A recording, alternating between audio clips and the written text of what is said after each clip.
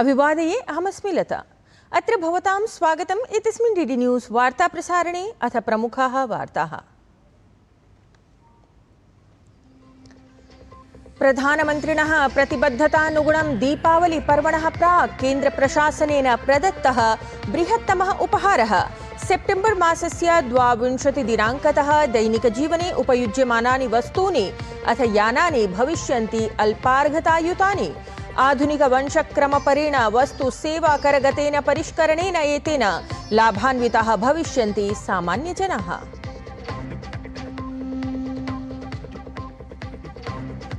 वस्तु सेवा करगते आधुनिकवंशक्रमपर परिष्करणे प्रधानमन्त्री नरेन्द्र मोदी प्रकटितवान् प्रसन्नताम्। उक्तवान् सामान्यजनानां जीवनं भविष्यति सरलम्, देशस्य अर्थव्यवस्था अपि भविष्यति सुदृढा।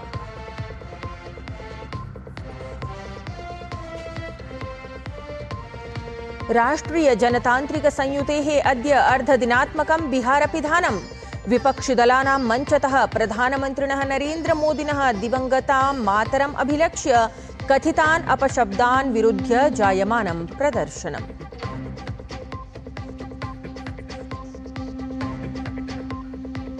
नवदिल्ल्याम् अद्य प्रधानमन्त्रिणः मोदिनः सिंगापुरस्य प्रधानमन्त्रिणा समं समाचरेत् द्विपक्षीया वार्ता। उभयोः देशयोः मिथः हितान्ताराष्ट्रियप्रकरणेषु भवेत् विचारः।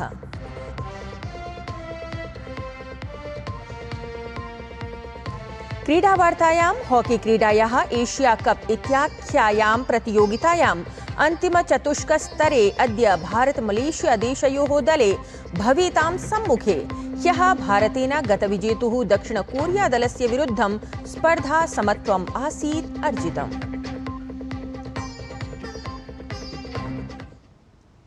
इदानीं वार्ताः विस्तरेण। वस्तु सेवाकर परिषदः द्विदिवसीया मन्त्रणा गतदिने नवदिल्ल्यां समारब्धा। एतस्यां मन्त्रणायां वस्तु सेवाकर परिषदः परिष्कारपरेषु प्रस्तावेषु चर्चा समाचरिता।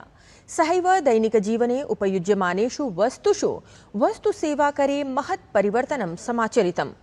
केन्द्रीय वित्तमन्त्रिपदासीना निर्मला सीतारमणः उपवेशनानन्तरम् उक्तवती यत् वस्तु सेवाकर संग्रहे सामान्यतः मध्यमवर्गैः उपयुज्यमानेषु वस्तुषु महत्याः अल्पतायाः निर्णयः कृतङ्गतः अस्ति, येन कृषिक्षेत्रेण समं स्वास्थ्यक्षेत्रमपि लाभान्वितं भविष्यति।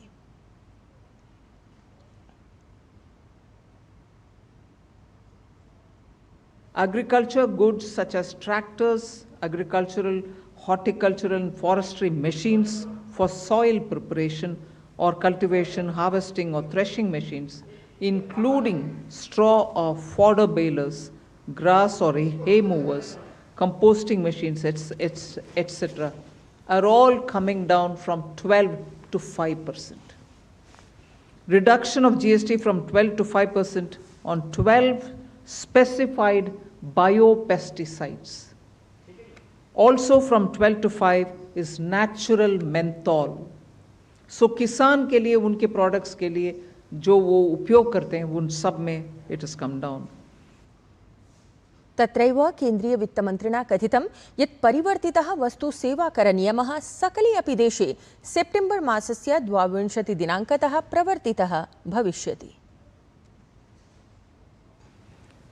The changes in GST rates of all goods except for pan masala, gutka, cigarettes, chewing tobacco, products like zarda, unmanufactured tobacco, BD, will be implemented with effect from 22nd September 25.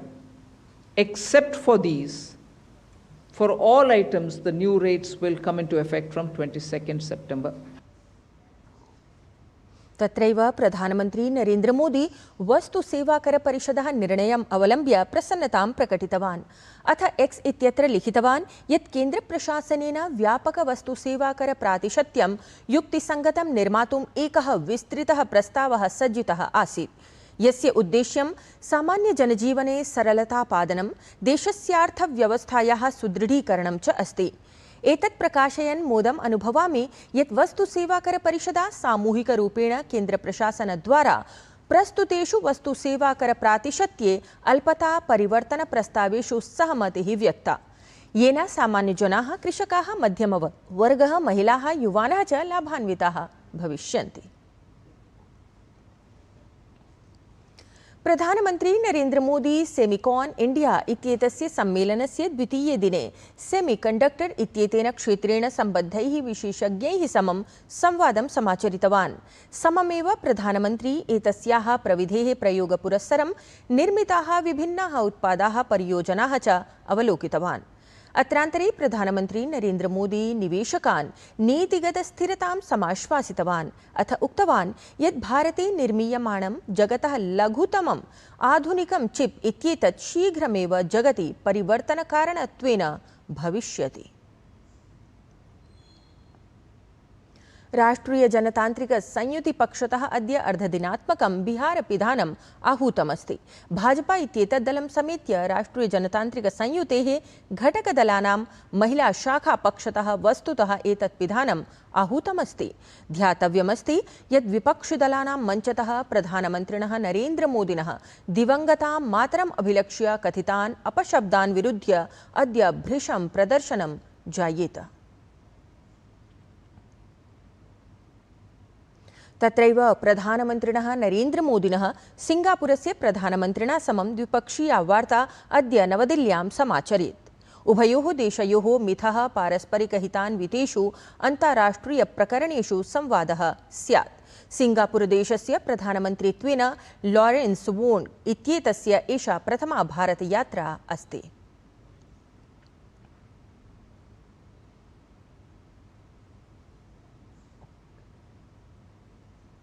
राष्ट्रपतिपदासीना Draupadi मुर्मुवर्या Tamil Nadu केन्द्रीय विश्वविद्यालयस्य 10मे दीक्षांत समारोहे मुख्यातिथित्वेन सम्मिलिता अभवत्। स्वीये सम्बोधने तया विशदितं यत् विश्वविद्यालयः एषः अवश्यम् अस्मदीय वैविध्यस्य प्रतीकभूतः इति। भारत जर्मनी देशयोः मध्ये समाचरिते द्विपक्षीयोपवेशने विभिन्नेषु विषयेषु सहमतिः सञ्जाता। एतस्मिन् उपवेशनविषये विदेशमन्त्री डॉक्टर एस जयशंकरः अथ जर्मनी देशस्य विदेशमन्त्री जोहान वेडफुल इत्येषः संयुक्तवार्ताहरसम्मेलनं सम्बोधितवन्तौ।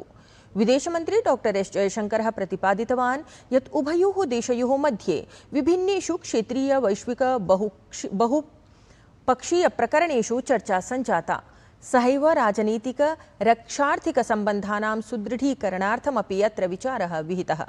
देशद्वयेन पर्यावरण संरक्षण हरितोर्जा विषये च प्रतिबद्धता पुनः उदीरिता।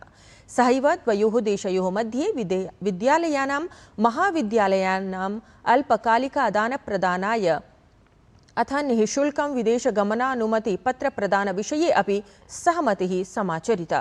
तावत् विदेशमन्त्री आतंकवाद विरोधे भारतस्य संघर्षे जर्मनी देशस्य सहयोगमपि महत्वपूर्णं प्रतिपादितवान्।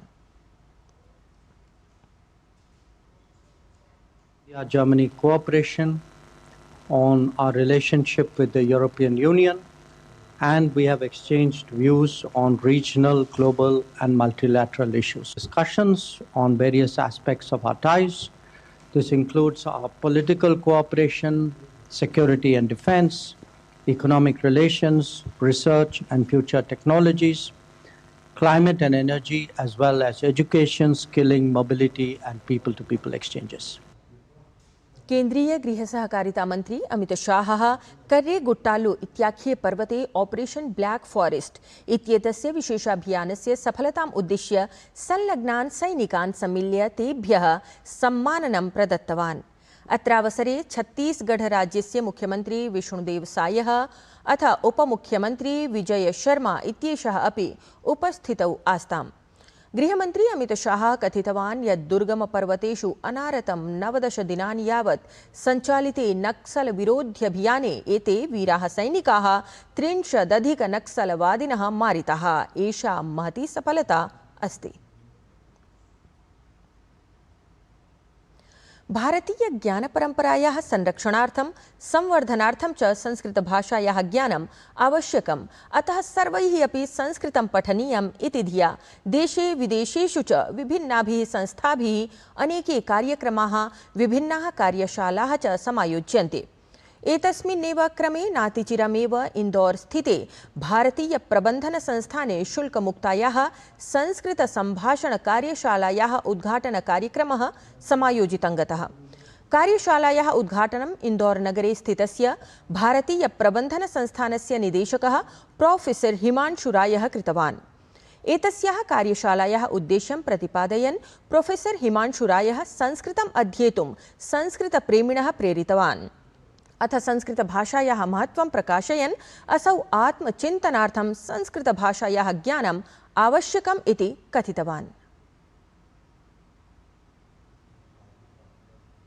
संस्कृत भाषा केवलं पाठशालासु विद्यालयेषु वा स्थापिता न स्यात्, अपितु जनजीवने प्रविष्टा भवेत्। संस्कृत सम्भाषणं यदि नित्यजीवने प्रवेशं करोति तर्हि न केवलं वयं भाषायाः रक्षणं कुर्मः, अपितु तस्याः पुनरुत्थानम् अपि कर्तुं पारयामः। भाषायाः उपयोगः यदा दैनिकजीवने भवति तदा सा भाषा न केवलं जीवति, तत्युत पल्लविता पुष्पिता च भवति। वस्तुतः संस्कृत भाषा सर्वव्यापक विज्ञानमयी भाषा अस्ति। सा आत्मचिन्तन विकासाय अत्यंत उपयोगी अस्ति। एतेन सहैव प्रोफेसर हिमांशुरायः संस्कृतस्य इतोपि वैभवं महत्त्वं च प्रतिपादितवान्। संस्कृतभाषा भारतीयज्ञानपरम्परायाः मूलस्रोतस्त्वेन अस्ति इति वर्णयन् असौ संस्कृतभाषायाः प्रचारस्य आवश्यकतां सविशेषं ख्यापितवान्। एषा भाषा केवल वाक्स्थानं नास्ति, एषा तु भारतस्य ज्ञानपरम्परायाः सांस्कृतिक वैभवस्य तथा आत्मचिन्तनस्य स्रोतरूपा अस्ति। यत्र विश्वस्य प्राचीनतमाः ग्रन्थाः रचिताः, यत्र वेदानां निनादः अभवत्, गूढतत्त्वानां प्रकाशनम् अभवत्, तत्र संस्कृतम् एव माध्यमम् आसीत्। संस्कृत भाषायाः महत्त्वं केवल इतिहासे एव न दृश्यते, अपितु अद्यापि सा अपूर्वं सामर्थ्यं वहति। एषा भाषा न केवलं पठनाय लेखनाय वा उपयुक्ता अस्ति, अपितु वार्तालापे व्यवहारे चापि सजीवतां प्रदातुं समर्था अस्ति। क्रीडावार्तायां हॉकी क्रीडायाः एशिया कप इत्याख्यायां प्रतियोगितायाम् अन्तिमचतुष्कस्तरे अद्य भारत-मलेशिया देशयोः दले भवेतां सम्मुखे। ह्यः भारतेन गतविजेतुः दक्षिणकोरिया दलस्य विरुद्धं स्पर्धा समत्वम् अर्जितम् आसीत्। एतद्वार्ता संस्करणम् अधुना सम्पद्यते। अभिनववार्ताभिः सह पुनः उपस्थास्यामः। तावत् मङ्गलं भूयात्।